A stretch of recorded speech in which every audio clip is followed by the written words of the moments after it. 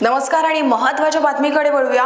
अमरावतीच्या मोझरी बायपास मार्गावरील दिशादर्शक फलकामुळे गोंधळ निर्माण झाल्याचं नागरिकांचं मत आहे। नागपूर अमरावती राष्ट्रीय महामार्गावरील मोझरी बायपास मार्गावर हॉटेल साईकृपाजवळ बसवण्यात आलेल्या दिशादर्शक फलकावर चुकीचे अंतर दर्शवण्यात आल्यामुळे वाहन चालक आणि गुरुदेव भाविकांमध्ये तीव्र नाराजी आता व्यक्त केली जात आहे।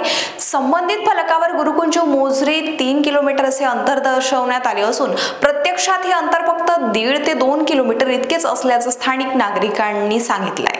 या चुकीच्या अंतरामुळे आणि बायपासच्या सुरुवातीच्या चुकीच्या नियोजनामुळे वाहन चालक गोंधळून जातात आणि बाणाच्या वेगाने अपघात मोठ्या प्रमाणात घडत आहे। याच गोंधळामुळे वाहन चुकीच्या वळणावर जातात, त्यामुळे अनेक वेळा वाहतूक कोंडी तर होतेच, परंतु अपघातांच्या घटना सुद्धा मोठ्या प्रमाणात आता घडत आहे। भारतीय राष्ट्रीय महामार्ग प्राधिकरण यांनी बसवलेला हा फलक केवळ चुकीचे दिशादर्शक करत नसून त्यामुळे बायपास परिसरामध्ये वाहतुकीचा गोंधळ आणि अपघाताचा धोका मोठ्या प्रमाणात वाढलाय।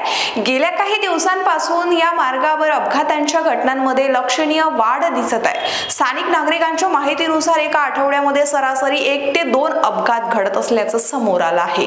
विशेषतः रात्रीच्या वेळेस अंधार आणि चुकीच्या नियोजनामुळे वाहन चालकांना मार्ग ओळखण्यात अडचण निर्माण होते।